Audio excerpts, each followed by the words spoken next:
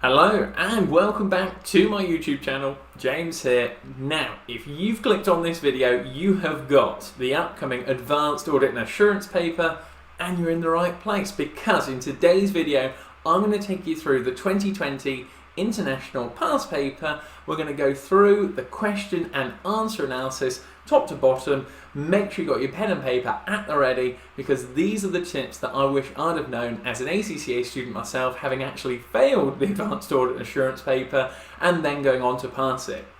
If this is the first time you visited my channel, my name is James. I'm an ACCA qualified member from the UK, and my channel is set up specifically for ACCA students around the world to shed my insights, knowledge, and just to pass it on to you guys, to everyone that has subscribed to my channel. Because if this is the first time you visited, I always have to give a shout out to all of my subscribers, because you leave me loads and loads of comments that I will answer absolutely all of them to. So today's video is dedicated to the accountant tools, and I got this message and I must say, I had to do something about this. As you can see, I need guidelines for Advanced Audit and Assurance and how to start. 2 months remaining.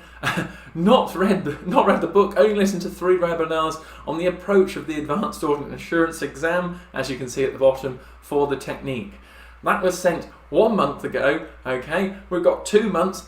Watch this video, Accountant Tools, and you are going to be fine. These are my insights from having done the exam myself that I'm really going to benefit you. Got loads and loads of keywords. Now I know the video may be a bit long, but if you want to skip ahead, you can look at all the notes. But if I was in your shoes, attempt the question. What I've done for you is I've put the link in the description to access it for the video, along with all of the resources I'd recommend so that you can pass this examination.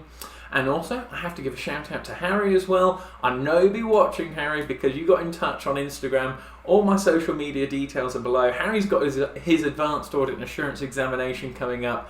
And trust me, if you follow these points, you are going to be fine. If you are new to visiting my channel, as I said, it's 100% student-led, so leave any comments, whatever exam you would like me to cover for ACCA. And also drop the video a like so that more ACCA students can actually see this video. And of course, if you'd like to subscribe, you are more than welcome to, so you get access to all of my free materials. So, without any further ado, let's get stuck into the question. You're gonna need a pen and paper at the ready. As I said, the link to access it is in the bottom of this video. So let's get stuck in then. On 3, 2, 1, and go. Okay then, so this is the key document for the Advanced Audit and Assurance International. That's the September and December 2020 exam paper. You can access this for free. The link is in the description of this video below. I'm going to be going through question 2. That's a 25 marker question analysis and answer analysis on here. So this is the sort of document that you will have available to you, and I'm just going to scroll down. So make sure you're getting comfy now. I'm going to do all the donkey work for you. I'm going to take you through it. Get comfy, pen and paper at the ready, because these are the insights that you are going to need. So this is the question 2 that you have access to, and as I can see on here, look, we've got a 15 marker on there, and then we've got part B on there, another 10 marker. What I have got on my channel as well is a study with me video, so if you want to do the 10 marker 2 time, do these questions before watching this video. Get yourself a drink and sit down and watch it through and check your answers off, but have a go at it beforehand. If you want to have a look at the study with me video, it's on my channel. Go and check it out, it's going to help. But I can see you telling me through the camera, James, oh my word, that doesn't look appealing. I've just finished work, you know, how is this video going to enlighten my life on it? Well, don't worry, I'm at the bottom, the important information is at the top, and would I let you down? I mean, come on. Wow, here we go. This is how we analyse an Advanced Audit and Assurance paper from top to bottom. So this is question 2. This is my question analysis. What am I thinking is the key things going through here when I'm reviewing the actual question.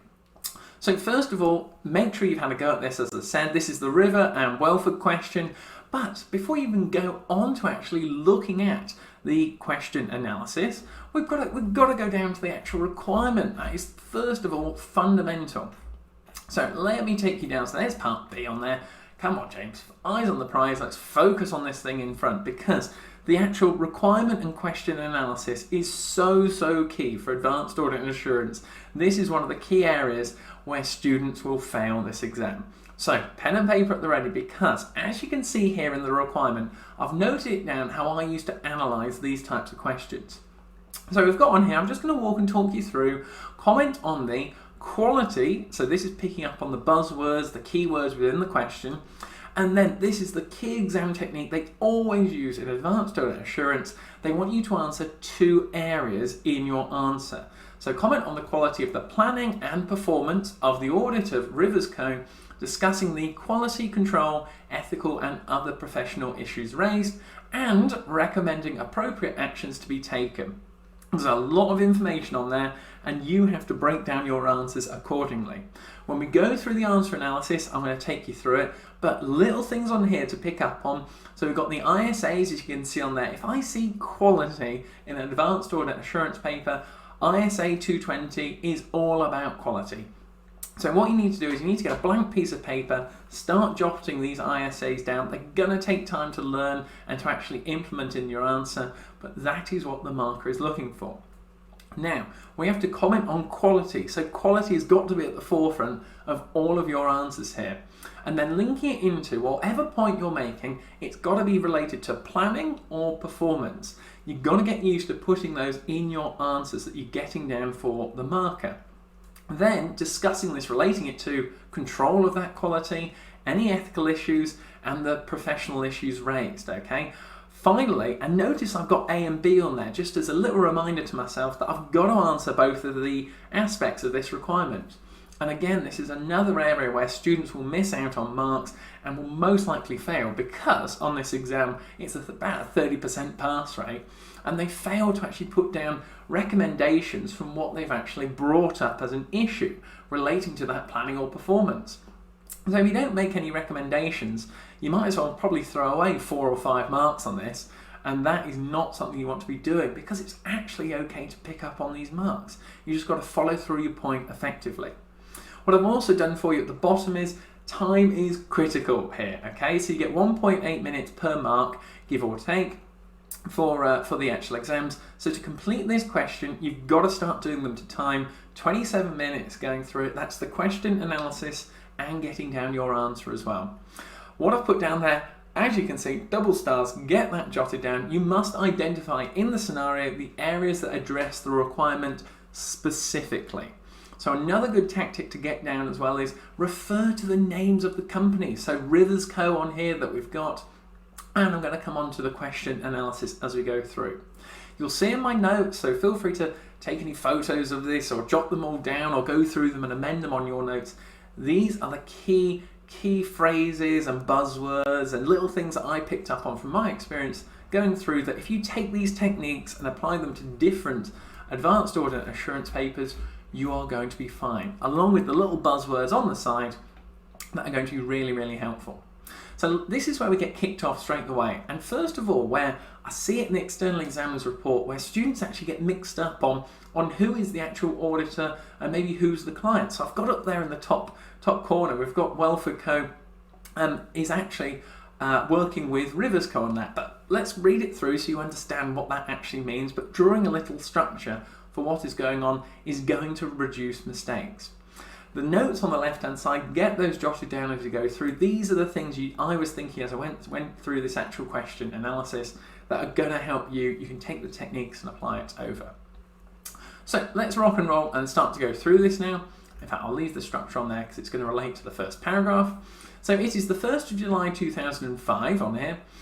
You're an audit manager of Welford & Co, a firm of chartered certified accountants. Lovely stuff. Your role includes performing post-issuance quality reviews, and you have been asked to review the audit work performed on Rivers Co for the financial year ended 31st of January 2005.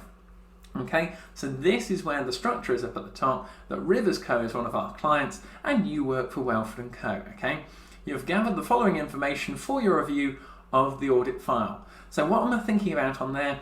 The actual position that you are actually an audit manager, the role that you're actually playing in this, so you're actually reviewing the actual file, and the dates associated with it. So the year end was the 31st of January. This is the 1st of July 2005, so on other questions, points could be made about the timing of when you're actually reviewing the files, so get that jotted down in your notes. Then we come on to the first section on here, so we're talking about the audit team and the fees. So Rivers Co is a listed company, get that jotted down on that first trigger that always leads to points that you can discuss. And what we have on here is, and it operates in the construction industry, so you may be able to actually put in points about the type of products or services they are actually delivering to their customers. What impact is that going to have on your audit? The company complies with corporate governance regulations and has an audit committee. Okay, lovely stuff. Rivers Co has been an audit client of Wealth & Co for 8 years. Okay, we're going to have to talk about that. And Bob Newbold has been the audit engagement partner during this time. So Rivers Co auditor's report was signed by Bob Newbold. Get familiar with those names as we're going through, and issued last week. The report contained an unmodified opinion. So in other words, that is free from material misstatements and actually shows a true and fair view. So what am I thinking when I'm looking through this paragraph? Because we've got to look at the actual operations of the business itself.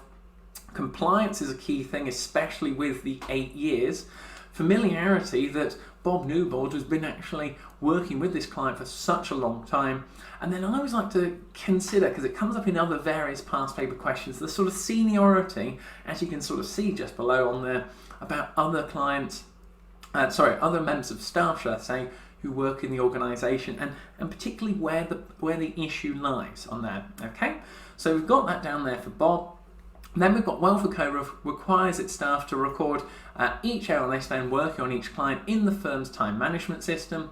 From reviewing the time records relating to the audit of Rivers Co, you're aware that Bob and the other audit team members recorded the following amount of time on the audit. Okay, so you've got Bob up at the top, and straight away I'm thinking, well, it goes in sort of seniority. We've got the partner at the top, but 2 hours? 2 hours really on there? Then we've got Pat, Anissa, and then 6 audit assistants. So what was I thinking there? We've got to think perspective, okay? We've then got to think about quality. So perspective-wise, who are the staff members working on this? Quality, well, it indicates that the more sort of experience that you have, as you can see from my note, the more likely you are to pick up on any issues relating to the client. And the more sort of senior, so partner level, manager level staff we have working on it, is going to lead to high levels of assurance. Because if you're an audit assistant, and maybe you actually work in the audit field yourself watching this video now, you might only have worked on a handful of cases, and you're not as savvy of picking up on areas that are going to be impactful on the audit and potentially making mistakes. But then I also start to think on here that if we've got a listed company, 173 hours, I mean, we've got to think of size, that relates into the perspective, and from an engagement partner, 2 hours, and a senior audit manager, 6 hours. The sort of weighting behind this as well is definitely going to be a point that I'm going to make in my answer analysis.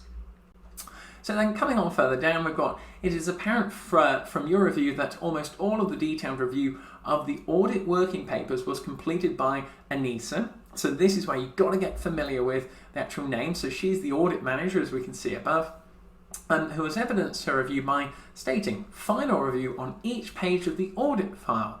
She has recently been promoted to audit manager. So that would assume to me that she, well, in terms of experience, was previously an audit assistant.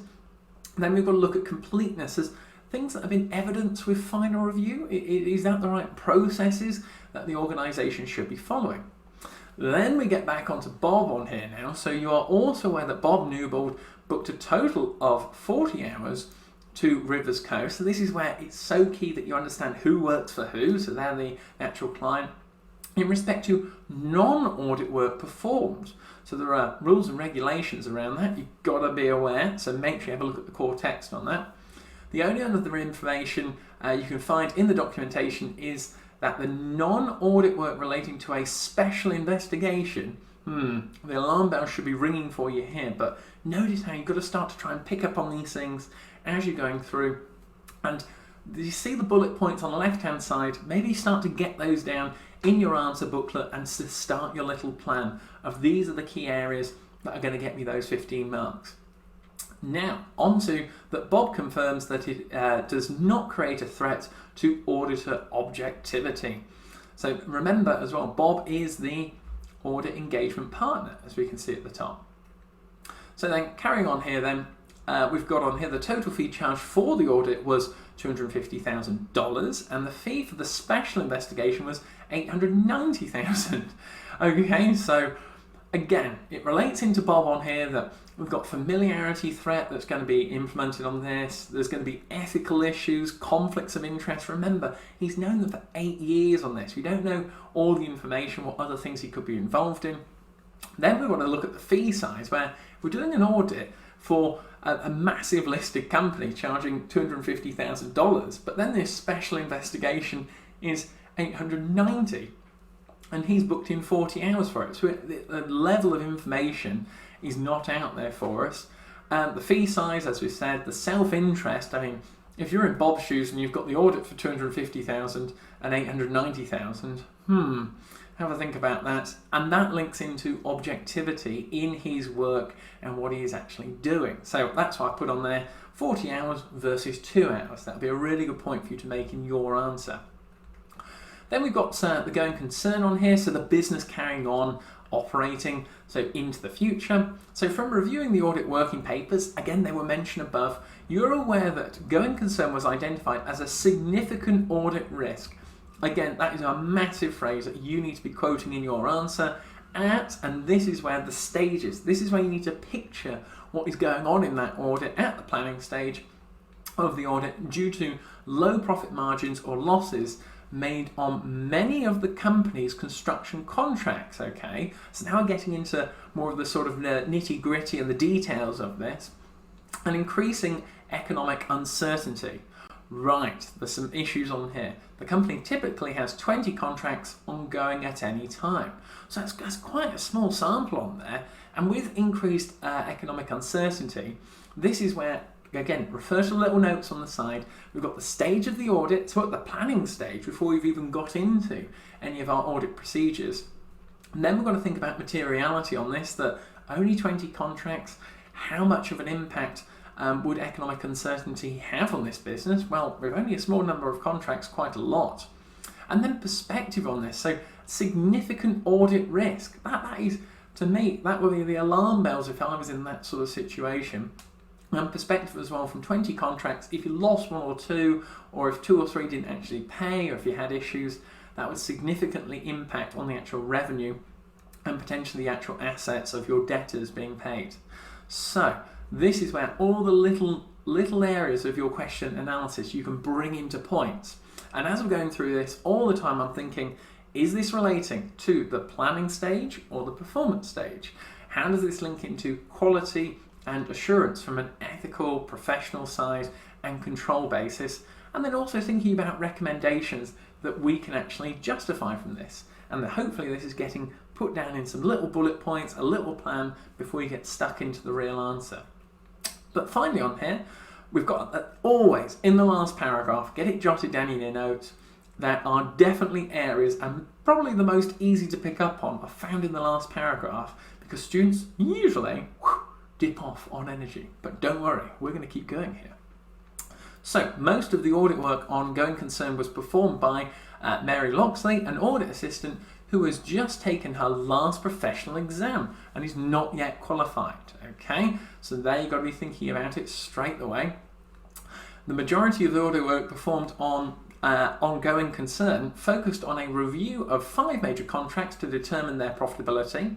So I'm thinking they're 5 and we've just seen 20 above. So is that enough? What about the sample? The management of Rivers Co. identified the major contracts for review. Okay, right. So that's the management of the company identified the contracts for review for us.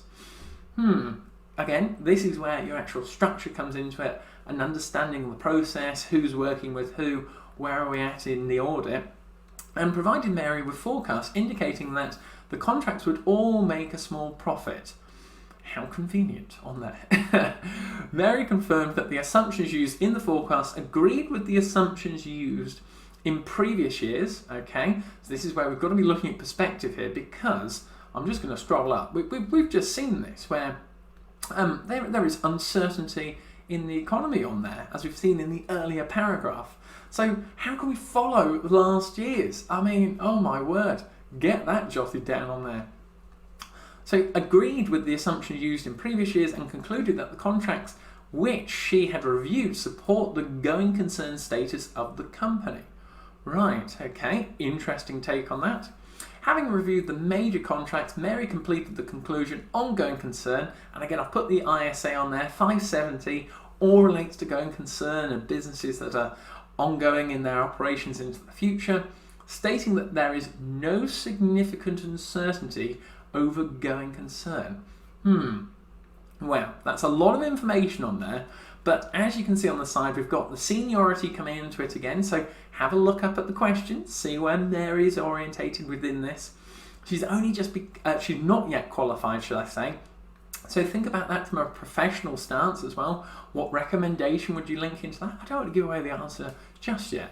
What process and professionalism are we going through here? So this is the interaction with the client and the client identifying major contracts to us. So how does that lead to any assurance? But the key phrase on here, professional skepticism. That is fundamental to an audit and assurance, advanced audit and assurance examination, that when you go into every question, it's designed so that there are issues out there for you to pick up on. And then it comes to the review at the bottom where we've got changing economic circumstances, and that automatically tells me about quality. How can it stay the same year on year when the actual aspects in the market are changing and impacting on this company? Finally, it picked up on only 5 major contracts out of 20, which is already a small sample. So that is the question analysis, where if I was in your shoes, I'd just be bullet pointing down a little plan I'd be going through now, that when I'm going to attack my answer, I've identified with a 15 marker on there, I'd be wanting down at least 5 good points from this. Okay, so that I'm going to be making sure I've got 5 good points, 3 marks apiece, going through, linking it all to quality, then the planning and performance, which area is it in, and then referring to the ISAs, so linking it to quality control, ethical, professional issues, and then finally not forgetting the recommendations and actions. Good tip to get jotted down in your notes, try to incorporate in your answers those keywords in the requirement, because that is what the market is going to be looking for. It's a really good technique, along with referring directly to the actual company names, as you can see on here. So that's it for the question analysis on there. If you want to, feel free to pause the video now, go and have a look at the actual answer. Go and attempt the answer in your own time on here. Okay, do it to time, give yourself 27 minutes, go through it fully on there, okay? And then you can go and watch my full answer analysis, which we're going to come on to now, okay? So again, the actual document to answer this is on ACCA's website, and this is what you get on here. So you've got to scroll down, come down with me on here. Lovely stuff. And here's the Rivers Co answer. And these are all the general past paper questions available for free on ACCA's website that I highly, highly, highly recommend that you go through, do them to time, and do as many as possible. But as you can see on here, oh my word, there's a lot of words on there, James, and how are we meant to go through this and make this entertaining or, engaging, and so that you come away from this and go, wow, I think I can take these techniques and go and apply them to my own example. Well, as you can see on here from this other document, would I let you down on this? Let's have a look. That is what we're looking for on there. So I'll just give you a moment whilst I have a sip of my coffee, because this is a long video and it's designed to help you out.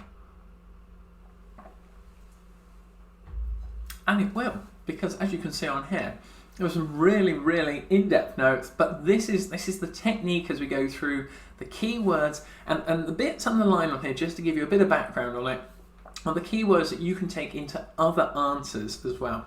So these are the ones that really stood out for me, along with my tips on the side there, nicely trying to break it down for you. So get those all jotted down, along with the key terms in the actual text. I'm going to run you through it. What were the rules associated with it?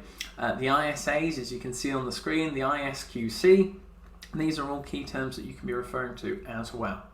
So let's get stuck in. Hopefully you've got your answer with you. I'm going to walk and talk you through part A now, and let's get going on it. So for Rivers Co, as you can see on the screen, first little paragraph to sort of set the scene, and this is where I'd highly actually encourage you to try and get as many of these in your answer as possible, but they've got to be specific to what is going on in the requirement. So with ISA Quality Control 220 on there, it relates into the requirement. Key thing to get jotted down, don't just dump them into your answer because the market is not going to want to see it. So a little statement at the start just to say, a review of the information relating to the audit of Rivers Co indicates many problems with how the audit has been planned and performed. Keywords underlined there from the requirement, which imply that the audit has not been conducted in accordance with ISA 220. Get those jotted down on your plain sheet on there. Quality control for an audit of financial statements. So I'm going to say that's an ISA that you should really take note of because that will come up in more than one areas and it's got a high chance of actually getting tested on there. They've also referred to the ISQC1, so quality control for firms that perform audits and reviews of financial statements, another really good one to get down, and other assurance and related services engagements. So I think on there, you could probably get away with not writing all of that down, but making sure that you know the key aspects in yellow and then what it actually relates to with quality. And then finally, but not least on here, the IESBA, the International Code of Ethics for Professional Accountants, or the code. This comes up a lot of the time. So make sure you've got that fully jotted down. With practice, it will be becoming more and more familiar. But what I'm trying to get across is that some of these standards are more regularly tested and they're going to be used to your advantage if you can apply them in the right context. So make sure you get that jotted down, breaking down the standards basically on quality here. Okay, so let's start to work it through, and there's a few key words that you need to be aware of and start to develop in your answer. Okay, so when we go through and it says as per the code, just so we're crystal clear, that is what it is referring to there. Now, let me walk and talk you through. But the first thing you've got to get down is professional skepticism, as you can see at the top there. Okay, so in advanced audit assurance, the key words that you'll see going through this text are could be or may be. Okay, that's because you're applying your professional skepticism to what's the worst case scenario. Well, as you're going through, you're asking yourself, oh, what could possibly go wrong here? Okay, and this is where your identification comes into it and links into your question analysis, that you've got to get your auditor's hat on to say, look, I'm going to be professionally skeptical of everything that I'm reading through and assume that there is an issue everywhere. Okay, so we're going to come on to the first bit on here, and I've broken it down for you. So the first area of hopefully one of the discussion points you put in your answer was the audit partner rotation on here.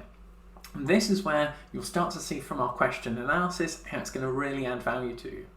So Bob Newbold has been acting as audit engagement partner for 8 years, stating, okay, and this is where, look at the little technique on the side there. Identify, why is it an issue, and the action and or / recommendation, linking it to quality on there. So as Rivers Co is a listed company, we highlighted that in the question analysis. This goes against the requirements of the code, so that's the ethics we looked at above, which requires that an individual shall not act as an engagement partner, which Bob is, for more than 7 years. So this is 8 years which he's done versus the 7-year rule. Get that jotted down in your notes. The problem is that long association with the engagement partner with the client leads to a self-interest threat, keywords to underline and get noted down here, to auditor objectivity. So referring over to those ethical standards, linking it back to what the requirement said, whereby the audit firm's judgment is affected by concern over losing a long-standing client. In other words, they've paid us the year before, we've worked them year on year, and we don't want to lose them. They like who they work with. There may be a familiarity threat due to the close relationships between the audit engagement partner and management of Rivers Co, meaning that the partner ceases to exercise sufficient professional skepticism, as we talked about above, key term, impacting on audit quality, talked about in the requirement. Don't overlook it. This is especially the case, okay, as you can see in here, given that Bob Newbold is performing additional non-audit services for the client, which will be discussed further below. Okay, so we've got even more points on that. Bob Newbold should be replaced as soon as possible, so this is the recommendation part, or the action, by another audit engagement partner. So someone who is completely independent, who is going to give us a true and fair view of what is going on. But other points I would say to link it on there is to poor planning quality. Again, linking it back to what the requirement says. Another tips on the side there, what was wrong, why is this bad, and how can we improve? So link it to actions associated with this. So next point we actually mentioned on here was the fact that Bob has been allowed to continue as an audit partner for longer than the period allowed by the code. So he's done 8 years, the rule is 7. That Welford & Co does not have. So this is what is going wrong, okay, with procedures, with planning, with quality. Does not have appropriate policies or procedures designed to prove it has reasonable assurance that the firm and its personnel comply with relevant ethical requirements. Another thing from the requirement, as required by ISQC 1.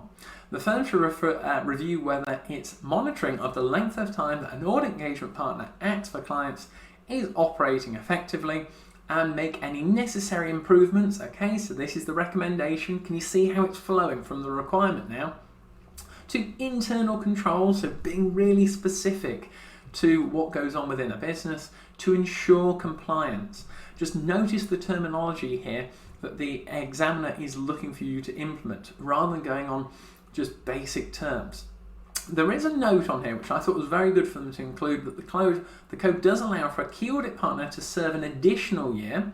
So you'd have got credit for this if you'd have actually noted it, because with every question not all the information can be provided. So in situations where continuity is especially important to audit quality, so linking it again to quality, you're backing up your argument here. As long as the threat to independence can be eliminated or reduced to an acceptable level, credit will be awarded for appropriate discussion on this issue. So in other words, the rule does allow for that additional year, but we don't have enough information available here that potentially maybe there weren't enough other senior audit partners available, so he had to do it for another year. Otherwise, well, we'd rather have him there for another year. We can get the planning in place so that someone else will overtake for the following year. Because if we don't have an audit partner involved, then that is going to lower the assurance of the actual audit overall. So that's a really good point on there. Notice, hang on, and just be really, as we're going through this, be really critical on your answers here and ask yourself, am I being really specific? Am I using really credible audit terms that are going to add value in my answer? So the next part on here we had for point 2 was the supervision and review. So Bob Newbold, again, sorry Bob, but he has booked only 2 hours. So again, being specific, identifying in the question. So hopefully this is part of your bullet points on here. So he's only performed 2 hours for audit work performed on Rivers Co. Okay, this is not sufficient time for the audit partner to perform their duties adequately. Okay, so to a proper standard, the audit partner is required to take overall responsibility for the supervision and performance of the audit. Notice on there, keywords again referring back to the requirement relating to performance. These are the buzzwords the actual marker is looking for. You should have spent an appropriate amount of time performing a review of the audit working papers in order to be satisfied that, now get this down, sufficient appropriate audit evidence has been obtained, and this is a requirement of ISA 220. Really key advanced audit and assurance term there that you can use in this question and you can use in lots of others. Make sure you've got that down.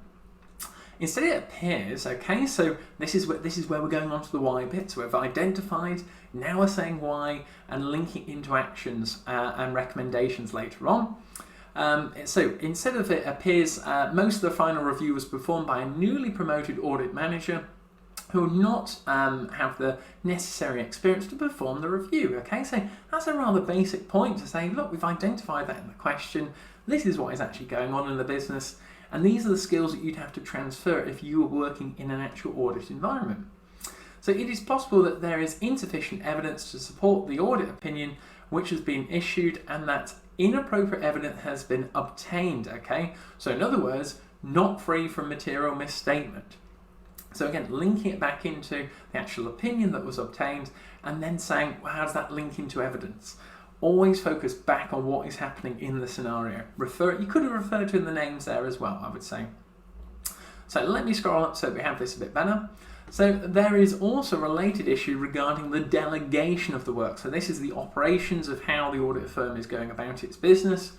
Possibly some of the detailed review of the working papers. So can you see there, possibly or maybe, this is where you've got to think, worst case scenario, professional skepticism, could have been delegated to someone other than the audit partner, in which case the senior audit manager, Pat Canley, okay, so referring specifically to the names, would be the appropriate person to perform the work. Again, appropriate, good word to be using in your answer analysis here. However, Pat only recorded 6 hours, so again, being specific, identifying in the question of work on the audit, thus confirming that, here we go, key bit here, too much of the review has been delegated to the junior audit manager, okay? And this is at the planning stage as well, especially given that the going concern was identified as a significant audit risk. So these are key things that we've picked up in the question, but it's then now translating that into your answer. Okay, meaning that the audit partner has even more reason for involvement in the final review of the audit work, because if you've got trainees working on an actual audit, their work needs to be reviewed more continuously because they're more likely to make mistakes. And if we're having to give an audit opinion on this and we're having to review the actual working papers, and especially at the planning stage, that is going to increase the potential level of errors, and we may get the audit opinion wrong. So final bit on here for this point, there is also an issue around the overall amount which has been recorded, okay, for the audit work performed on the client. So a total of 173 hours does not seem sufficient. So picking up, this is using your professional judgment now for the audit of a listed company. So listed company on the stock exchange, it's going to have major implications for it. 173 hours to do it. But that's when the alarm bell should be ringing for you and say, what was in the requirement, James? What was in the requirement? And link it into the actual quality. So if you're only going to do 173 hours, is that really going to be to a high quality?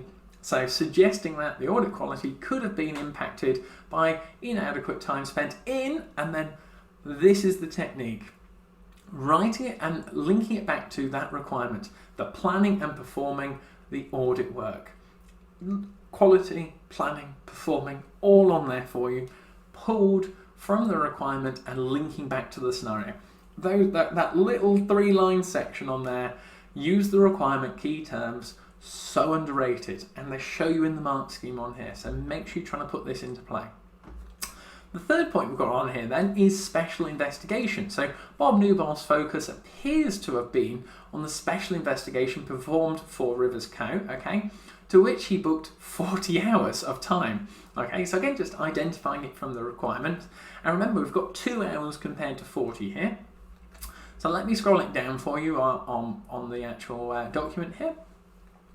And look on the left-hand side, because I'm thinking all the time from a professional skepticism, if I was in this position as an actual auditor, what is the worst case scenario?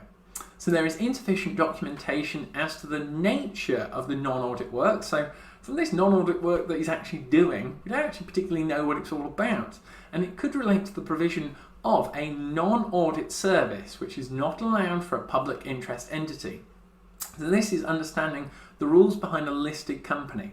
So if you've got your notes, get listed company down there, because there are lots of rules and regulations that audit firms and clients have to follow. And there are definitely 2 or 3 in here that you need to get down. But let me carry on with it. Let's keep the flow going. So Rivers Co is a listed company, identifying from the actual question now, and the code, so linking it to ethics, quote it on there, prohibits the audit firm from providing certain non-audit services. So get that noted down under listed companies, along with the 7 to 8 years. Okay, for example, certain internal audit services, valuation services and tax services. The lack of documentation means that Wealth & Co could have provided, notice on there, could have provided a prohibited service and therefore is in breach of the actual code. Thinking about worst case scenario and then saying why this has happened and what's the action now going ahead. But again, we're going to refer back to those figures on there. The fact that the $890,000 was charged for this special investigation indicates that it was a substantial engagement and just the matter of inadequate documentation. So I'm referring back to the key terms in the requirement now, is a cause for concern. There is risk associated with this. There is also a possibility that in fact no work has been performed and the firm has actually, so no, there is also the possibility, so we don't quite know, but we're using our professional skepticism to say, well, what's the worst case scenario here? And the worst case scenario would be that the firm has accepted this money from the client but provided no service. So the funds go across with nothing actually being provided. And this would be a very serious issue, as you can imagine. And it could be perceived, so could be, again, so think worst case scenario, as a bribe and should be investigated with urgency. Okay, so not something you just leave month after month. It's a significant and material amount of funds on here you could have also related to. However, there are also possible threats to auditor objectivity. So they're referring back to the actual ethics on here. Okay, so including a self-interest threat. So you've got to state the ethics on there, so whether that's the objectivity, the integrity, and then what threat does that cause? I'm going to come on to that later on into the video, so make sure you stay with me. Stay with me. Don't lose me on this now. Due to a monetary value of the service being service provided, meaning that Bob Newell's attention seems to be focused on the special investigation rather than the audit. Well, 40 hours versus 2. Leading to problems of inappropriate delegation of this work as discussed above. Okay, so linking into that delegation point again. His additional involvement with Rivers Co. By providing the work compounds the familiarity threat, so another threat, get that jotted down. Again, blank page, put all your ethics on there with your threats. Also discussed previously. Depending on the nature of the work performed for the client, there may also be other threats to objectivity, including self-review and advocacy. Definitely got to get those down. Key words and key phrases that are going to come up in more and more advanced audit assurance exam questions. So in other words, if you've got a threat or you've identified it with the actual delegation that we have here, again, just identify it, say why this is an issue, what's the potential impact on here, so relating it to the threats, and then come on to a recommendation how to solve the issue. Because as you can see on here, we've got a self-interest threat that was created as the value of the services provided is substantial compared to the audit fee. So that's comparing the actual values in the dollars. The fact that the non-audit fees are so high would create a proportionally bigger intimidation threat, okay? So because it's so high, they don't want to lose that because they would form a larger part of the firm's income and the audit firm may not be objective for fear of losing the client because it's a significant amount of money. You upset the client, they could go to a competitor, and that's not what they want.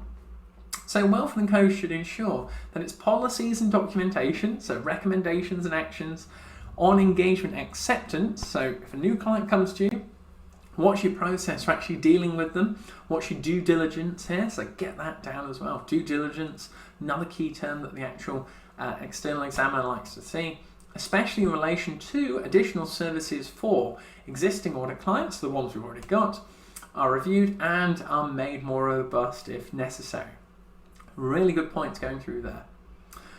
We've then got a nice, look at that, 0.4 on there, only a few lines, but we've got, again, notice how it relates into quality control.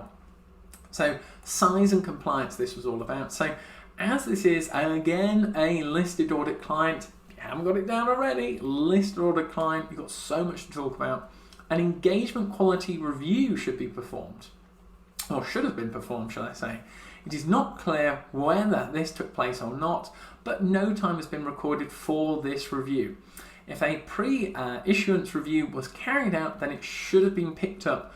It should have picked up these problems prior to the audit opinion being issued. I see where it's coming from. This is think about it from like a timeline perspective. If you actually had an engagement quality review at the start, where you went through a sort of checklist and you went and did your due diligence on the client beforehand, you'd have picked up on all these issues and it wouldn't have been an issue now. This is the key thing with engagement quality control review, listed company, get that noted down, because it's all about the size of these companies. They're actually listed on stock exchanges and the compliance is higher because more stakeholders rely on the information. So, coming on to point 5 now. So, audit of going concern. So, as you saw in the requirement, there was even hints. If you look back at the question, it had going concern as an area. So, notice these things in the question analysis that they're designed to actually sometimes guide you to say, have I talked about it and discussed it? So, as ever, as you can see on the side, we've got what was the issue, why is this an issue, and how can we improve? Okay, let's walk and talk it through, keep it simple, and look at the key terms on there.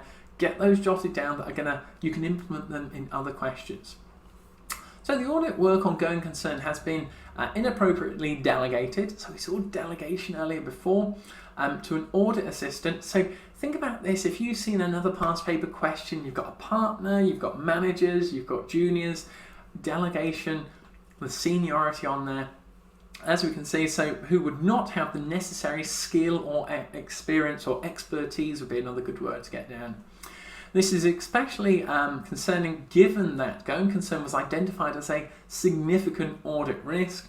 So the alarm bell should have been going when we went through the question on that. And that the work involves using judgment to evaluate information relating to contract performance, okay? Standard stuff, these are good points you can get down, but it's all about why is this an issue? The work should have been performed by a more senior member of the team. So again, a generic point that you could get down for good marks. Probably one of the audit managers who is more able to exercise professional skepticism. Gosh, it's like I've done this before. And to challenge management when necessary on the assumptions underpinning the actual forecast. So that's when they actually gave us those contracts to review them. So a more senior member of staff would have actually challenged the client as to why this would be so. It is concerning that the audit work appears to have been based on a review of contracts which were selected by management of Rivers Co. Should have probably put in the actual company name there. I would have. First, only 5 contracts were reviewed, but the company is typically working on 20 at one time. So it is likely that the coverage of the audit work, so here's 20, we're only doing 5, well, what about the other 15? Okay, coverage of the audit work was insufficient, great word to get down there from audit and assurance papers, and more contracts should have been subject to review. Given the risk attached to going concern, perhaps all contracts currently being carried out should have been reviewed. So take the whole 20, spend a bit more time on it, because if we do all the 20, assurance will go up. All the samples selected based on the auditor's evaluation of the risk associated with each contract and their materiality. So in other words, take the 20 contracts, put them in size, biggest to smallest, and work your way through. But there I'm being specific back to the scenario. Right, let's keep it going on here. So secondly, the management may have selected the better performing contracts for Mary to review. So when the actual client's sending them over to us to audit, they've sent us them, not the other way around. So this will give and create a false impression of the performance of the company, leading to an inappropriate conclusion of going concern being reached. So they might just cherry pick the best ones so it looks better than it actually is. Then finally on here, the work performed by Mary on this small selection, shall I say, of contracts appears insufficient and inappropriate. They're good terms to get underlined, I'd say. Get those jotted down in your notes.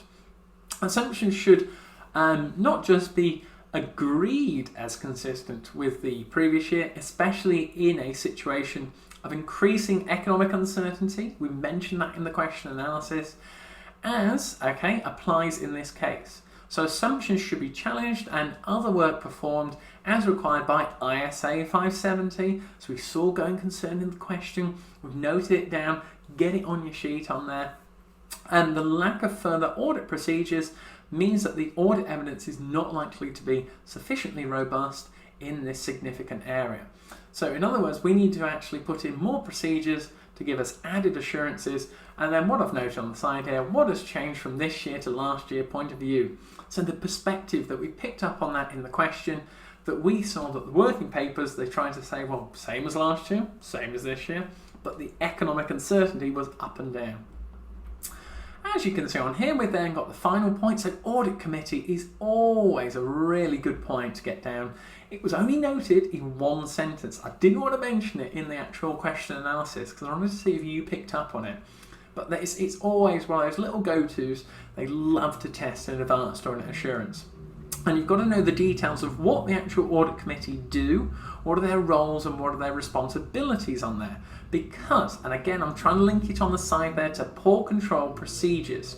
So it is concerning that the Audit Committee of Rivers Co does not appear to have raised concerns about the issues discussed. So they're there, but they're not fulfilling their roles, especially the provision for the non-audit service and the length of time which Bob Newbold has served as an audit engagement partner. So these are the actual roles and responsibilities of the Audit Committee to pick up on.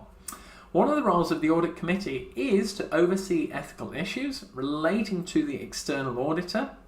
So that is actually overseeing it, understanding how it's actually operating, and to be involved with the engagement of external providers. So we've not really had much to say, well, have the Audit Committee been engaging with us as the auditor? So Welford & Co should ensure that these matters are discussed with the Audit Committee. So again, a rather basic point on here, but ones that students would have definitely missed. So that further, and I should have underlined ethical because that is really key, linking it back to the actual requirement on here. And we've also stated a recommendation and an action to be more proactive and to get involved with the Audit Committee going forward, so that further ethical issues do not arise in the future. Really good points at the end there. You'd have picked up on some good marks, but it wasn't too technical as well. That's the key thing here. Finally, we've got on here, let me just scroll it up so we get the conclusion. On here, so this is nicely to bring all your points together. So from the discussion above, it can be seen that there are many problems with the audit of Rivers & Co. Bob Newbold appears to have ignored his responsibilities as the audit engagement partner, and the audit firm needs to discuss this with him. So this is actually relating back to quality from the audit firm's point of view. Okay, so discuss this with him, consider further training. So these are little basic points for actual actions and recommendations going forward. So there are decent marks in this bit here, or possibly taking disciplinary action against him. So exactly understanding what that work relates to, and worst case scenario, it could be relating to bribery. Welford & Co need to implement procedures to ensure all work is carried out at an appropriate level, so proper standard on there of personnel with the appropriate experience, and that training is given to staff to ensure they understand the client does not pick or specify audit work to be carried out in any area. So we dictate actually the actual process and procedures so that we can give the correct opinion. Okay. And as we can see here, for it to be carried out, it is to be selected by the audit team in accordance with the firm's methodology and sampling tools. So finally on there, just identifying the issues, what are we going to do now, reasons for this, and trying to think of it like some more sort of practical terms of how the actual audit firm on here for Welford could improve moving forward. So training got on there, disciplinary, abiding by the levels of standards, because the last thing the audit firm wants is an investigation into themselves on there. So that is on there, guys, part A, the full review for you. As you can see, we're going to come on to part B in a moment on here. So what I would say now is, so that is part A gone through, and you think, oh my word, look at that. Part B, as you can see, is a 10 marker. I mentioned it earlier.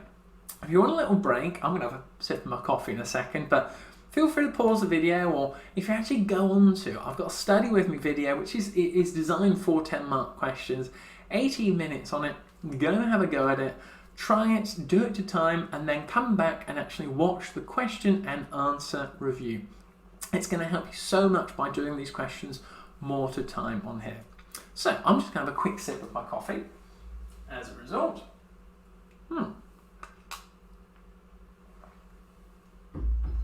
Lovely stuff. Right, as you can see on here, this is part B, and you know the standard now, what we operate on the channel, where that was for part A, and look at it on here. Whew, this is part B. So if you have paused the video, welcome back. Stay with me, but the video is this long because we need to go into this level of detail. This is all about how you are going to be in that 30% who pass the advanced audit assurance paper. This is just a learning curve that you need to get better at, and these videos are definitely going to help you. So stick with me to the end. I'm still here. I'm going to be going through it, giving you all of my insights. So let me walk and talk you through it on here. Okay, so this is question B on here. As you can see, you've got the question up in front of yourself. Now let me take you down. We're going to go to the requirements, and as you can see on here, start with the requirement before you get stuck into the actual question. We've got to know what's actually going on, because this is a highly tested area. It's 10 marks, but it's come up before and it will come up again. What I've done for you as well, you've got the 10 marks is equal to 18 minutes, and overall the 25 marks for this question 2. So this is Welford with Broadway with the group on here, so we're going to come on to it in a moment. The total for this is 45 minutes, okay? So do it to time, it's going to help. But coming on to the requirement now, really important, evaluate the matters which should be considered before Welford Co. accepts the audit of Broadway Group. Now this is really, really important to get down in your notes, because this is one of those sort of generic questions that they love to test and apply it to a scenario on here. Because in simple terms, should I say on here, when an audit firm accepts a client, what do they have to consider? And this is why you've got to get these noted down in a specific area, a specific folder, because some of the things are just, they can come up all the time. And all you need to do is apply it to the scenario, which we're going to go through now, okay? So stick with me, let's go through it then. Let's work our way to the top, because there's going to be some generic areas that are going to come up every single time for this type of question. And there are going to be others which are going to be more specific on here, okay, to the actual Broadway Group and Welford. But the first key term you can see up at the top, any question on here, get that auditor sat on. As we review this question, as you know from previously in the video, professional skepticism is going to be key here, okay? So you've been asked to consider the acceptance, let's start to go through it now, of a potential new client. I'd have a new client piece of paper on here. The Broadway Group, so they refer to it as the group. Welford & Co. has recently been approached by the Audit Committee of the group to become its audit provider. Okay, so lovely stuff on there. Broadway Group, they've approached us. We work for Welford & Co. And this is the initial approach so that we can start to actually put in our answer and reference the company names. So let's link it on and keep it going below on here. So as you can see, the parent company of the group, Broadway Co. is a listed company, so we already know that is going to have some complexity associated with it. And the group has a total of 14 subsidiaries, 10 of which are foreign subsidiaries, okay? So let's keep going through this, but there's already a few things on there we've got to talk about. The group is a food processor, so think about the type of product on there, and each of its foreign subsidiaries provides a particular ingredient used in the group's main processing plants, okay? So all these subsidiaries send in their goods to the main processing plant and are vital in the operations, which is based in this country. And the subsidiaries produce raw ingredients, so maybe think about, are they perishable, how are they actually used in their operations, and this involves corn, wheat and vegetables and nuts on there. So maybe they refer to it later on in the requirement, but we're going to come on to that. Have a look at the notes on the sides there, little bullet points I'd be having down in my planning, or little notes to start off answering this question, where we've got the complexity and the size of a listed company. We've got the 14 subsidiaries, 10 of them are foreign, so you've got to consider sort of regulation points, how the business operates. Then you've got to think about, from a food processing sort of sector, the expertise and the knowledge associated with this. Do we have these available resources?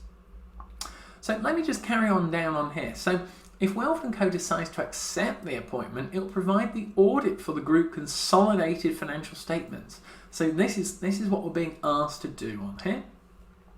And for the individual financial statements of some of the subsidiaries, sorry about that. Well, let's go back. It will provide the audit for the group consolidated financial statements, so for the group itself, and for the individual financial statements of some of these subsidiaries. Really key sentence so that we actually understand the fundamentals of what is going on. So the group and the financial statements of some of the subsidiaries. So there's an expectation here. And then the Group Audit Committee has suggested that to keep the audit fee as low as possible, okay, that sounds interesting. Wealth & Co could audit the companies based in this country, but the foreign subsidiaries would be audited by local firms. Okay, so we've already got some pressure on us there to actually keep this fee as low as possible before we've even accepted it. Which doesn't really relate into quality and assurance, where if we need to put in the time and we need to charge for it to get that qualified opinion on it, and that is going to be key for the stakeholders who view the accounts. These foreign subsidiaries contribute to 60%, so more than half of the group's total assets, so a big impact, and it links into the fee structure there. How much reliance can be put on this? High materiality and the expectation of keeping that fee low. There's definitely ethical and potential threats. Not to give it away, as we talked about in the previous question, but that's going to be for the answer analysis. So that's just a little, gimme for you there. So get you going. It's like, I've got to talk about threats. Have I talked about ethics? The group has recently become involved with a business in Farland, a remote country, which produces tropical fruit. So I'm thinking there, does that link into the sort of type of business? Do we have other bits of fruit? Well, yeah, okay, that's all right. But it's a new engagement, okay? That's the real trigger point here.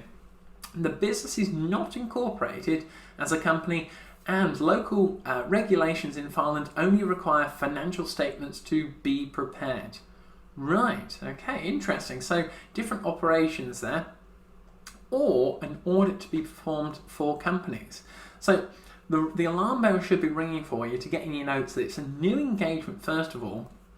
They've got different standards in this remote country, so you've got to be thinking location.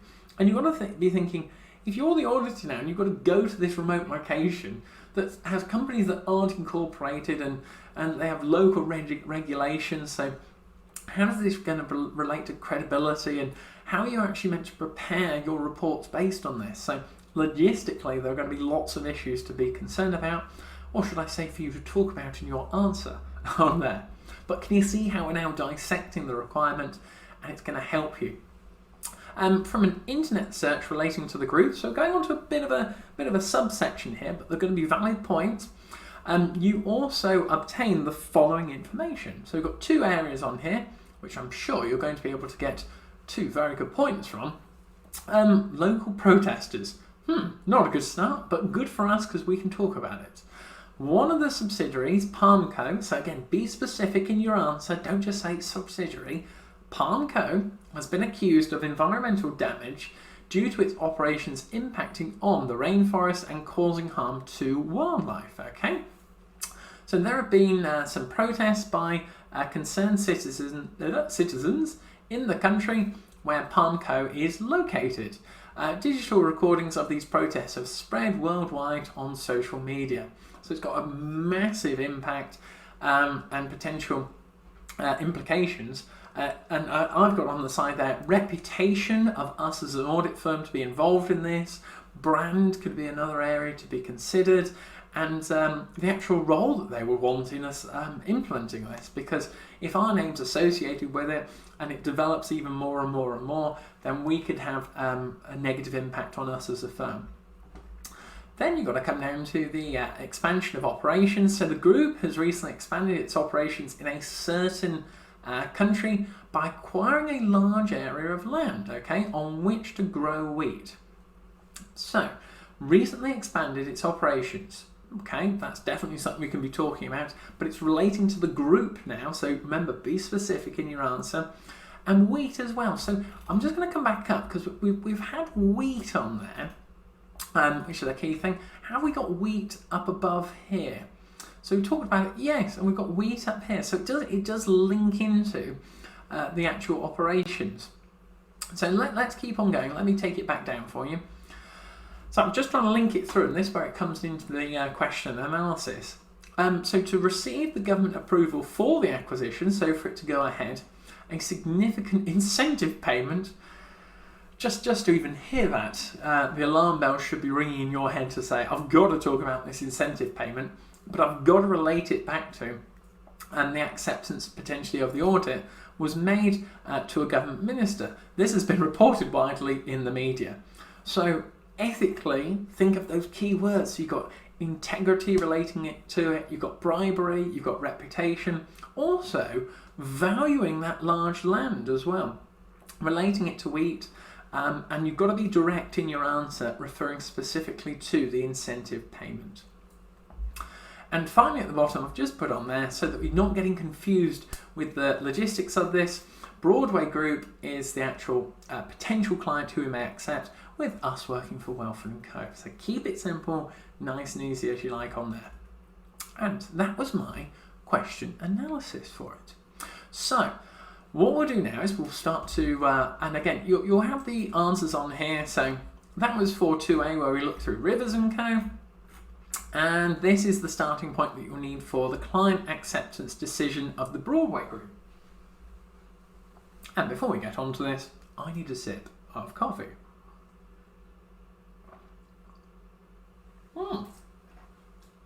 Lovely stuff. So if you are now rejoining us, because you've gone away and you've actually attempted this question, you've done it to time, you've had a look at the study with me video, and you've done it to time with me as well in the lovely office. And, what we're going to do now is I'm going to run you through all the answers, top to bottom, with the key terms. So again, stick with me on this, watch it to the end, because this is going to pay dividends. I'm going to go through the ethics and threats and link it to this specific scenario. Plus, this kind of question involving accepting a client or not is heavily, heavily tested on the Advanced Audit and Assurance paper. So, let me take you through back onto the final document on here, and as ever, would I let you down with the... We operate on good quality on here. This is the main thing. So, let's walk and talk it through, go through each of the individual areas, and you get down as many notes as you can going through it, because it's going to help you out with so many other questions on this paper. So first of all, we've got the actual client acceptance decision, so relating it back to the requirement and maybe actually stating to the market, and so that they are aware that you understand what is going on in this situation. It sets the scene for the market to say, this script that I'm reviewing, they understand what is going on, they're being specific to the Broadway Group and to Welford & Co. They know what they're on about, and they're going to break up their points paragraph by paragraph. I can have a little look through as well. They're being specific in their actual points as they're going through, and what they're saying to me is they've done a paragraph here, they've related it back to the areas as you can see on the screen.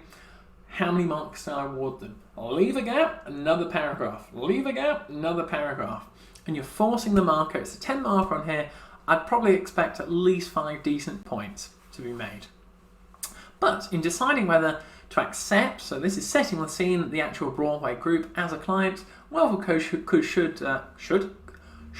consider several matters in accordance with ISCQ. So that's what we referred to earlier on up above. So again, linking it to quality control for firms that perform audits and reviews of financial statements, which we're doing, which is all about the Advanced Audit and Assurance paper. So it should be a really good one for you to learn, including there competence to perform the audit, ethical manners, and client integrity. So this is where they've broken it up in the points below, so into 3 major key areas. So when you see a little one on there, you can see just below it relates to competence and capabilities and resources. So I'm going to walk and talk you through. These are the key areas, and we're going to get up as many marks as possible on this. So here we go. So we've got competence, capabilities, and resources. And again, look, the first thing they've written down is Welford & Co. because they want you to be specific. So Welford & Co. should only accept the group as a client if the firm is, now notice there's a lot of keywords underlined here, but these are the words that you need to be integrating into your actual answers for this paper. And this is just in one question in a past paper. So if the firm is competent, so actually in the work they're actually doing, to perform the engagement and has the capabilities, including time and resources to do so. There are two issues to consider here. First, the group is a large multinational organisation with listed status. So we picked up on that in the question analysis. And with many subsidiaries, although the majority of the subsidiaries would be audited by other firms, this is still a sizable audit spanning many countries and requiring extensive liaison with component auditors, all of which will be demanding the firm's resources. I'm just going to go through the paragraph, then we'll look at the points on the side. Welford & Co should only accept the audit appointment, okay, if it has enough suitably skilled staff available to resource the audit work without disrupting. So what are our actual resources available? Let's look at all of our staff and capabilities. The service provided to existing clients, okay? So these are our current clients who we've got to look after them before going on to new ones. It is worth mentioning at this point that the Group Audit Committee wants the audit fee to be as low as possible, quoting from the actual requirement now, indicating that there may be pressure on the audit firm to use a smaller audit team than they would prefer. This point will be discussed further below in relation to ethics. So the key little bullet point notes that I'd have had down in my little plan to actually address this point on here were, what are the limiting factors of our business as an audit firm? So the time, the capabilities, the resources, the competency, the listed status of this company itself, because that leads to other size implications and complex issues. The skills that we have available, so we may only have limited amount of directors that have the skills and experience in this sort of area. And then finally the actual capacity, so from all the staff that we've got, if we line them all up, do we have the right requirements for us? And then the viability, I mean, the audit fee should be as low as possible. And they keep relating to this, that automatically tells me they just want a quick, cheap, easy job, rather from our side we want it to be full of quality and assurance for the stakeholders who will be viewing these accounts. So now let's keep it going through. So second, the activities of the group are quite specialised, okay, so this is picking up on the actual operations, what they actually do, as with its operations including the production of various agricultural goods and their processing. So audit staff will need to be familiar with this industry, okay, we talked about that, be specific, or Welford & Co can consider bringing in staff with the necessary experience. So in other words, if us as a firm don't have the necessary experience in the sort of food industry which this group operates, then we're going to have to pay someone, and it's probably going to be at a premium, to bring in this experience that is necessary. So as we see on here, so bring in the necessary experience, though this will have implications for their profitability. As I said, you want experience, you're going to have to pay for it, it's going to be cost, and this will impact on the audit engagement. And the group is also listed, so audit staff will need to be familiar with the reporting requirements. So in other words, complexity goes up with it being a listed company, of the listing rules in the group's home jurisdiction. So I've got on the side there specific, costing relates into it, expertise, compliance, and all in all from this, we've been told we want the fee as low as possible. So these should be the alarm bells ringing for if we're going to accept this, these are things that need to be addressed with the client in itself, before we've even got on to any other areas. So Welford & Co could bring in experts, so notice how we're actually starting to bring it, so we're going to maybe, or could we, or possibly try to integrate those into your answer. So Welford & Co could bring in experts to perform this work if necessary, but this would have cost implications, so identifying it, relating it to us as an auditor, and there already appears to be fee pressure on the assignment. Could have quoted that quote again about the fees being as low as possible, but solution, implication and result. The implication is we would need experts in this area, and that is going to cost. And if the costs go up, that is going against what they expect. And then finally on here, the financial reporting standards applied by the foreign subsidiaries may also be a problem. It should be on there for the group audit team if Wilford & Co have no experience in reconciling subsidiaries. So this is the actual expertise, and do we have a little gap in our knowledge? For the financial statements prepared under local accounting rules. Okay, so have we got anyone in our team within the organisation that's had any experience or exposure in this area, or are we going in a bit blind and we shouldn't go through with it? To that under which the group reports. This lack of competence could be a significant barrier to accepting the audit, which is perfectly reasonable to state on there that, look, this is different countries around the world, it's lovely they've approached us, but if we don't have that experience, you can't always just jump into it because of the fees. If you don't know what's actually going on with it, and this is again where you apply your professional skepticism, think about what if it really went wrong. You could have fines, there could be lawsuits, there could be various aspects. I'm just thinking from a worst case situation. You've got to do your due diligence and you've got to apply that professional skepticism. Now we're getting on to the actual client integrity on here. So we're getting on to a few more notes, as you can see. So what I'll do is, whilst I have a quick sip of my coffee, have a little read on the side there. You've got the client integrity, but have a look on the 1 to 8 on the side. Note those down, have a look, see what we've covered on there before. So, coming on to the client integrity, we're now referencing back to the ISQC1, requires consideration of client integrity when assessing whether to take on a new client. So again, being specific, back to the scenario, all about a new client. So if you've got that sheet, if I see a question with a new client, ISQC1, the environmental damage allegedly caused by Palmco, again being specific to that company name, could cause Wilford & Co to question the business ethics of the group. So again, linking it into that key subheading up at the top there. Though it is not certain that the accusations are based in fact. So that's again where we don't have the full information on here, but we're thinking about the worst case scenario. Even so, the audit firm may not wish to be associated with a client with poor reputation.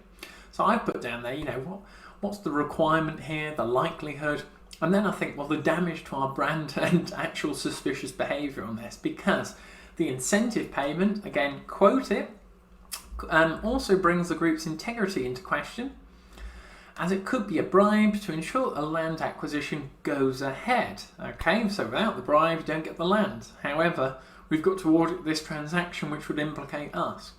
As this situation has been reported in the media, it is another reason why the audit firm may conclude that the group's business ethics are in doubt. Okay, relating it back to ethics, quoting from the actual scenario, telling us about the likelihood, the sort of requirement of what a new client would have. We've got to be questioning it, and then what could be the impact on our reputation here. Then we start to bring in the big guns now, okay? So when we're talking about ethical requirements, and ethics will be tested on advanced audit assurance, this is where, first of all, if you haven't got it jotted down, integrity, objectivity, confidentiality, professional behaviour, and finally professional competence and due care, the 5 main key pillars of the ACCA Code of Ethics on here. And then the technique is, how could they be actually put into an area of risk, because we have familiarity threats, advocacy threats, detection risk, whatever it may be, and you're going to see some as we go through here. But make sure you get it jotted down. Those 8 on the side there with the ethics are coming up now, and they will come up again in this exam.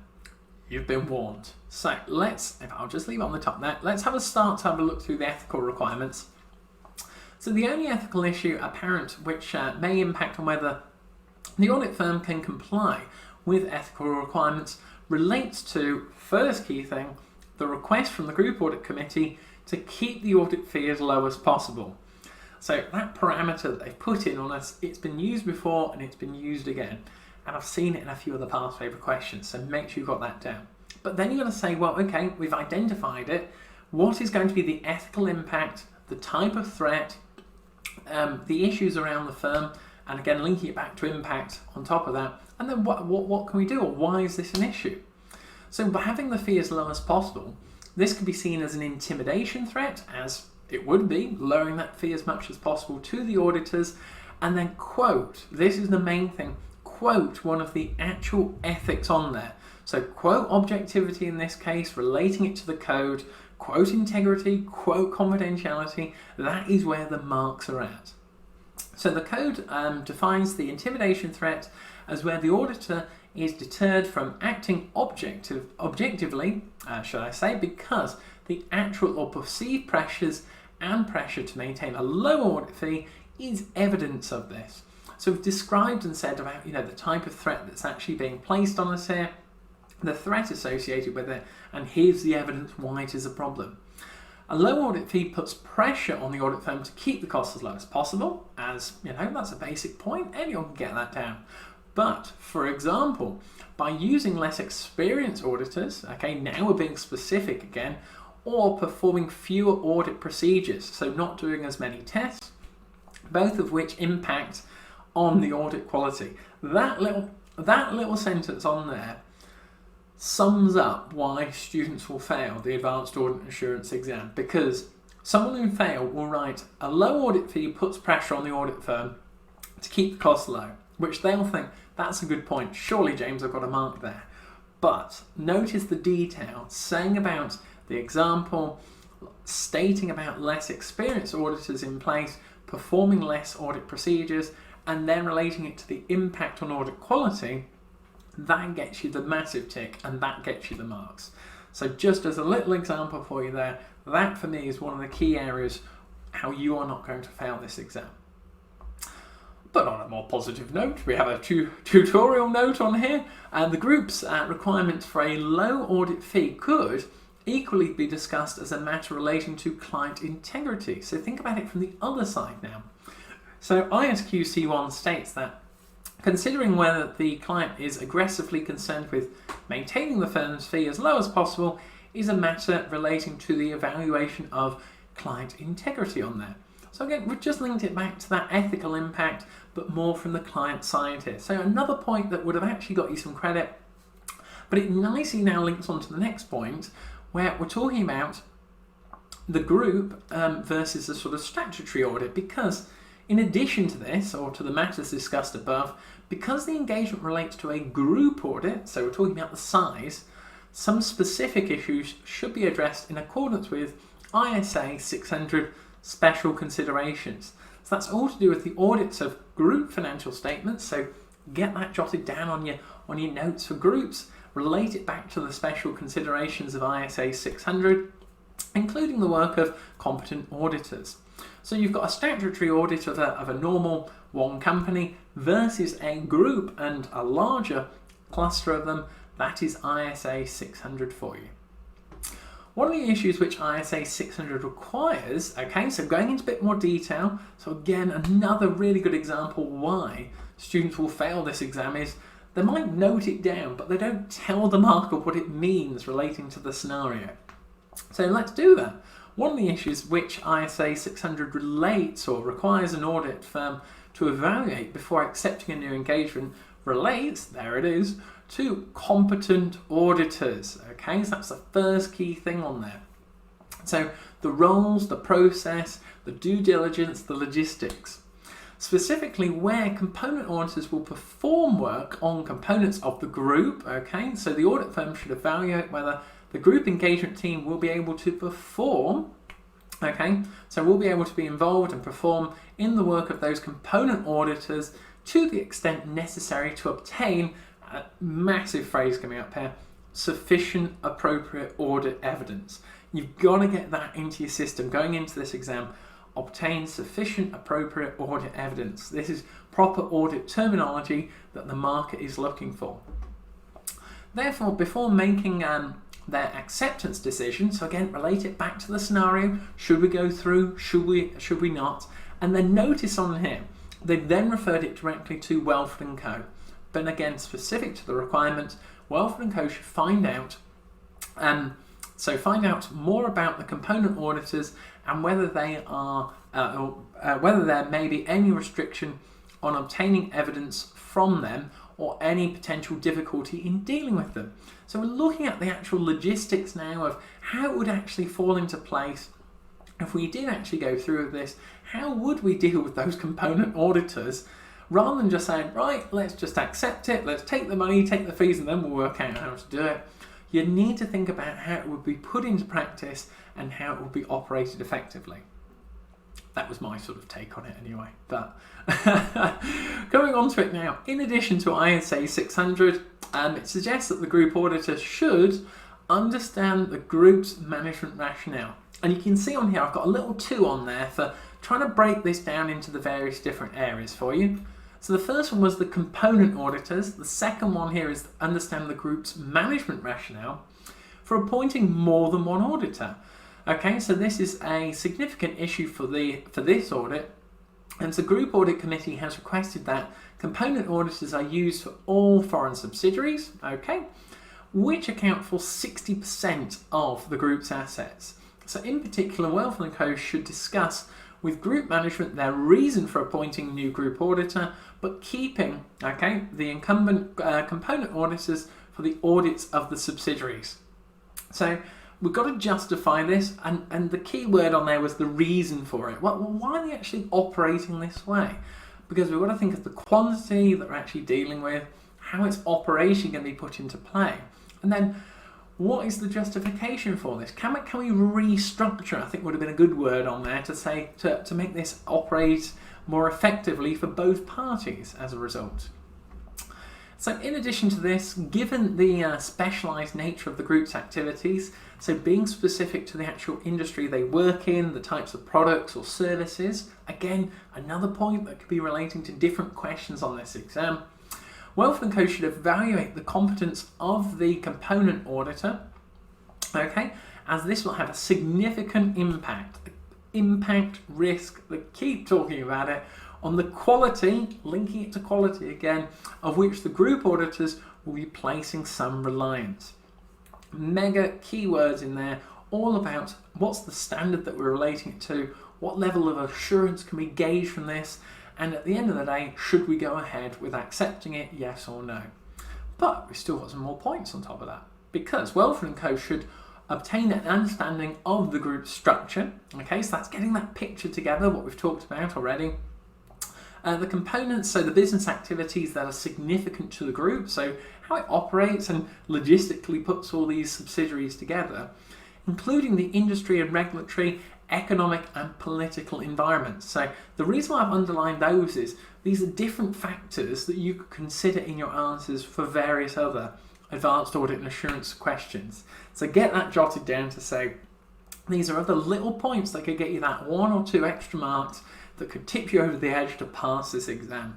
So that will apply to other questions as well. But here, in which those activities take place and the complexity, okay, so simple versus complexity, the consolidation process. This will help the audit firm to assess the potential audit risk of the engagement and the skills and competencies that will be needed in the audit team. So actually putting this into practice, but I've got it down there as a sort of generic answer to note down 100%, okay? It's all relating to the actual audit risk and just saying, look, it's going to be if you've got a complex scenario, that is basically it. These are the key terms you need to be referring to. You know, what's the group like? What's the business activities? The skills and competencies? You've got a complex example here, and you've got to consider all these various factors. Finally, linking it to audit risk, because that is what you're actually in charge of sorting out. So coming on to the bits on here now, so we're going again, look, they've even written in the answer here, one specific risk, so if we're going to go specific, we've got to relate it back to the requirement, attaches to the new business. If you see anything new in advanced audit assurance, it's going to be a point. In Farland, be specific to the location, which seems very unusual in that it is not incorporated as a company and is not required to prepare accounts or have a local audit. This means that the group audit team would have to audit this business, creating logistical issues due to its remote location and having cost implications. You could have also put this into having that audit fee being as low as possible, and this is actually going to be a massive implication. I've also put on the side there, as I've already said, anything new is always going to be a discussion point, okay? Because it's a change in the process. It's going to have more implications, as you can see on here, but notice how I'm underlining and trying to pick up on the specific key facts on here. So it's going to impact on the location, the cost. We've identified it's a new business, not incorporated, and then how are we going to actually go about this? So finally, Welford & Co should consider whether the group engagement team will have unrestricted access, okay, fair point on there, to those charged with governance of the group management, those charged with governance of the components, component management, component information, and the component auditors, including relevant audit documentation. So that's from what our job, from what we need, sought by the group engagement team, and we'll be able to perform necessary work on the financial information of the components, okay? Given the multinational spread of the group and the fact that there may be component auditors involved, it might be difficult to manage the communications required with management of the various subsidiaries and their audit providers. Very fair point on that. If you've got lots of different subsidiaries dotted around the world, what requirements and issues are we going to have there? Well, exactly so. Are we going to actually be able to get the required information we specifically need? Is it going to be restricted? How are we going to communicate? But I quite like the key phrase up there, so make sure you get that jotted down with those charged with governance of the. And you didn't need to write down all of those examples for me. I mean, if you'd have actually just referred to management and the actual component auditors, I think that would have really impressed the actual marker on this one. Finally, as you can see here, we've got the actual logistical issues. So the global positioning of this potential client makes it logistically difficult. Members of the group audit team will be willing to travel to conduct at least some of their work, as it will be difficult to perform the engagement without visiting those component auditors to review their work. But then you've got to think, well, operationally, how are we going to get there? Because as it states on here, there are also cost implications with travel, which will need to be built into the proposed fee for the engagement, which they've already stated to us they want as low as possible, which, you know, how are we meant to do that? We've got to go travel around the world to actually check these things out to make sure they're legitimate. And then finally on here, another sort of good point to get down, that it does need to be taken into account that language may also present a barrier in accepting the engagement depending on the language used in the location, because translation will be a massive implication for the operations of how we put this into play. And then finally, overall, you could have related on there just to say, is this going to be a viable proposition overall for the audit firm to go ahead with? And there we go. If you ask me, that is how you go through question and answer analysis of an advanced audit and assurance paper. Well, let's head back to the main screen, a few final points, and I'll see you on there. 3, 2, 1. Wow, if you've made it to this part of the video, you've got so much added value from all of those notes, all of those insights, that they are really going to help you pass your upcoming Advanced Audit and Assurance examination. If you have found this video helpful, which I hope you have, feel free to give it a massive like below so that more ACCA students will see this content, and feel free to leave me a comment what you actually thought of the video, or if you'd like me to do any other Advanced Audit and Assurance papers, or any others for that matter. And whilst you're down there, if you'd like access to all of my free materials, then all you need to do is subscribe, and feel free to share this video with anyone else you know is studying ACCA, because it's gonna help them out. Now, as you know, question practice is absolutely fundamental to pass the Advanced Audit and Assurance exam. So what I've done for you is, in the description to this video below, I've put all the recommended texts and resources that I used to use as a student and I would use now if I was in your situation. So feel free to check them out, the discounts down there for you, and it's all designed to help you pass. That's the main thing. Well, accounting tools, Harry, everyone else who's watching around the world, I hope that video was helpful for you. As I said, best of luck with your upcoming Advanced Audit and Assurance exam. Let me know how you get on. What I've done for you as well is I've left a couple of videos here that I'd highly recommend with other tips on the channel. But as always on that bombshell, I'll see you next time. Cheers!